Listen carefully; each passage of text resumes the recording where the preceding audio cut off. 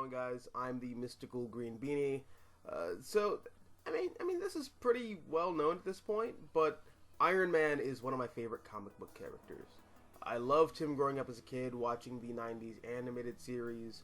I loved Robert Downey Jr. as Tony Stark in the Marvel Cinematic Universe. I thought that was a really good interpretation.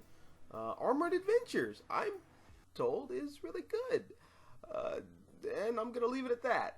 I also really like the animated movie that came out the year before the first MCU Iron Man film. I mean, they're like night and day. Those are two totally different takes on the character, even though I think they're both equally valid depictions of Iron Man, respectively. But when it comes to video games, in my opinion, much like characters like Daredevil, The Flash, the Fantastic Four, Wonder Woman, even though she actually is getting a AAA video game treatment finally, and Superman, yes, Superman included, Iron Man lends himself to the medium of gaming so well. And it's always been frustrating, with the exception of the movie tie-in games, nobody's really thought to make a AAA big budget Iron Man video game until now. So, Marvel Games has finally revealed their latest upcoming project. We're finally getting an Iron Man game developed by EA Motive. Jesus, what a waste of a monkey paw. Okay, EA has a pretty bad track record, if we're gonna be nice about it. But in all fairness, they have put out some gems in the past couple of years. Jedi Fallen Order, the Crysis series, Apex Legends, I'm told, is pretty good. Jedi Fallen Order? Alright, so granted, EA being the game developer does make me a little nervous. And yeah, I've seen all the memes like, EA's Iron Man, $60, Mark 1 armor, $10 DLC, story missions, additional $25 DLC, and just stuff like that. But I really hope that's not the case. And you can call me an optimist, you can call me naive. I think this game could be something really special if done right. So just right off the bat, we know for a fact that much like Jedi Fallen Order, this is going to be a single-player gaming experience. And I'm really hoping that, much like Star Wars Jedi Fallen Order, this game has an emphasis on the narrative and the characters. Because despite popular belief, or I guess popular belief up until 2008, Iron Man has a laundry list of fantastic stories to choose from for adaptation. For me, the two biggest examples of this are Iron Man Extremis by Warren Ellis and Eddie Granov, and the second being Five Nightmares by Matt Fraction and Salvador Larroca. With Extremis, an experimental bioweapon called Extremis is sold on the black market to a group of white supremacists who want revenge on the FBI for killing their parents while they were children. And unlike in Iron Man 3, where Extremis makes you like a bargain brand Human Torch flame demon, in the comic, Extremis rewires the human body to be more like that of a machine. A complex, techno-organic, one-man weapon of mass destruction. It's so advanced, it's capable of augmenting a regular human being's body to the point where they can take out Iron Man and leave him crippled and near death. Now, in terms of gameplay application, I think the story would be the perfect basis for a single-player game. Maybe not as a direct adaptation, because the story is actually pretty short, but the general idea lends itself to a game very well. Because the story centers around Iron Man working to take down a terrorist organization, and naturally there'd be grunts who you can take out pretty easily. But there could also be Extremis enhanced enemies who give Iron Man a real run for his money. And even though this idea isn't explored in the Extremis comic itself, in later stories down the line, the comics play with this idea that Extremis kind of works differently for everybody who takes it. And I think you can apply that idea to a gameplay setting where there are different classes of Extremis enhanced enemies that you can face throughout the game's narrative. And also, going along with this idea of Iron Man being this private industry counter-terrorist agent, You can explore the issue of the military-industrial complex and, unethical field testing, and how various criminal organizations like Hydra, the Magia, Weapon X, AIM, okay, maybe not AIM, I think we're all pretty tired of AIM at this point, but all these criminal factions get their hands on Extremis, and Tony Stark, being Tony Stark, feeling like he has to bear the weight of the world on his shoulders because he thinks that the world ultimately revolves around him, makes it his business to take them all down. And I think that could work very well. And you can actually do something very similar in adapting Five Nightmares. Because if anything, Five Nightmares takes that idea that I just pitched and runs with it as far as I think you possibly can. And it actually ties back to an older Iron Man story, which is Iron Man 200. The first appearance, and I mean really the last appearance of Obadiah Stane as the Ironmonger in the comics.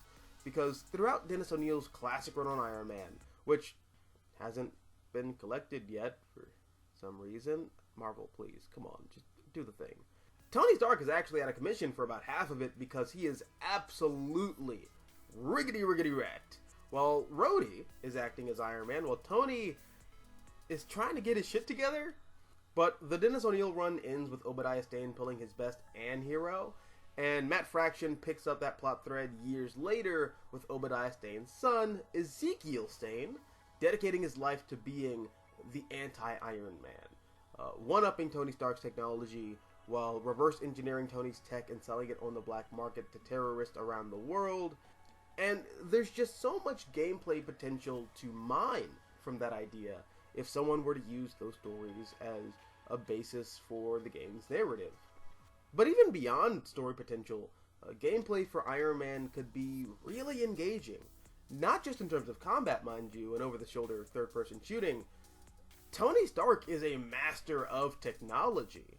Imagine you're in a combat scenario and one of the enemies you're facing is piloting a mech suit or has cybernetic enhancements, and you hack their systems remotely and make them fight for you. Kind of like the tank battles in Arkham Knight, or again, much like Star Wars Jedi Fallen Order, when you summon BD-1 to hack one of the KX droids, or I guess depending on how realistic or cartoony you want to make this game, order a precision drone strike on one enemy or a crowd full of enemies at once.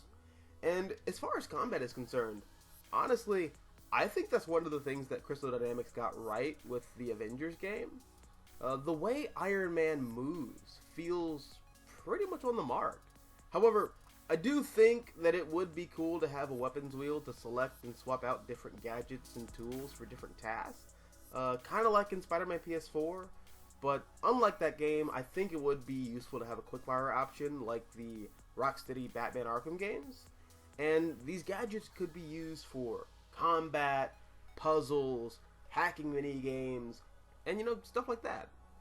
I will say, I think the flight is a bit too slow for Iron Man in Marvel's Avengers, but then again, that game wasn't designed solely around one character.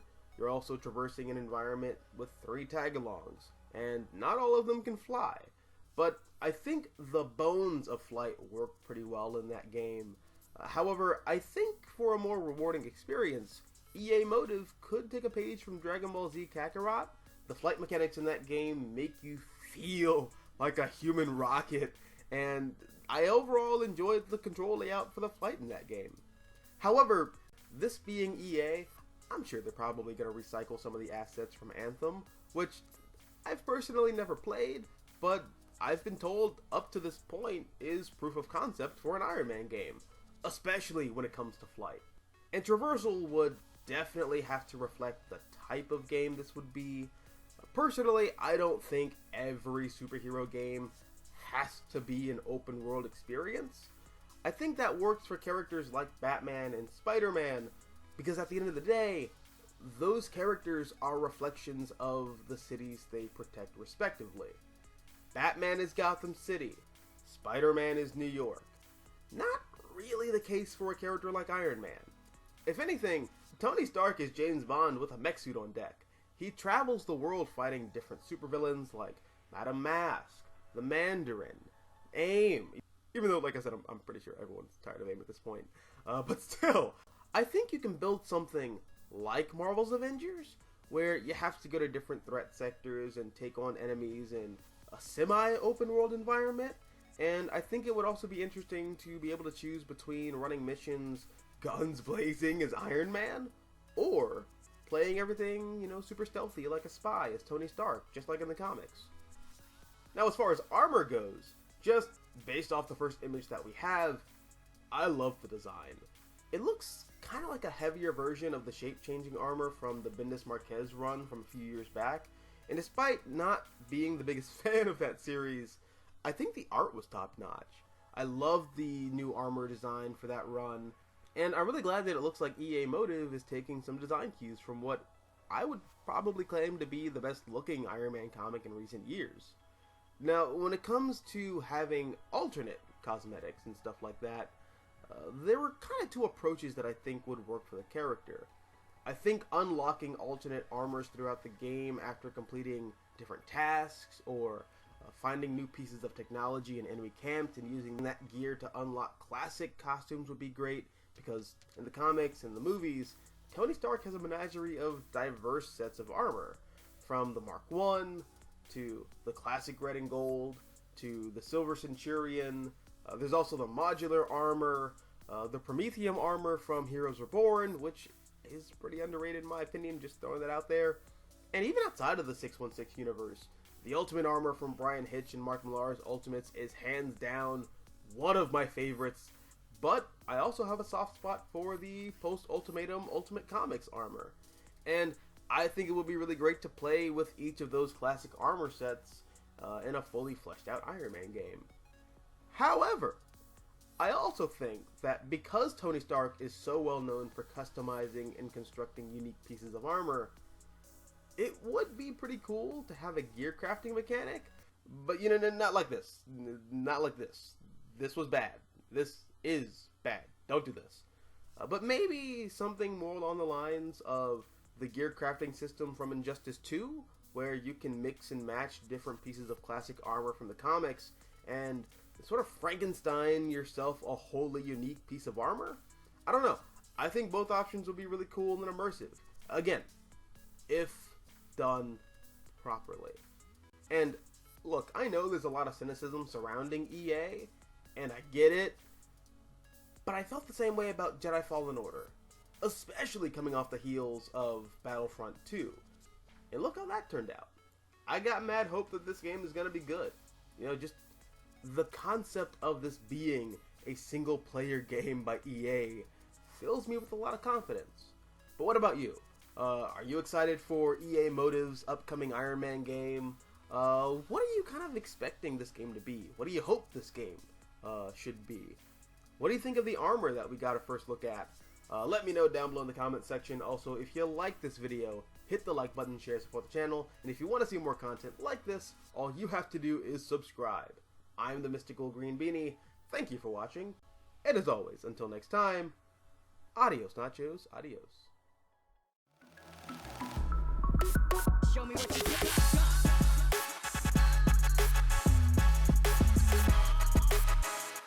This is over.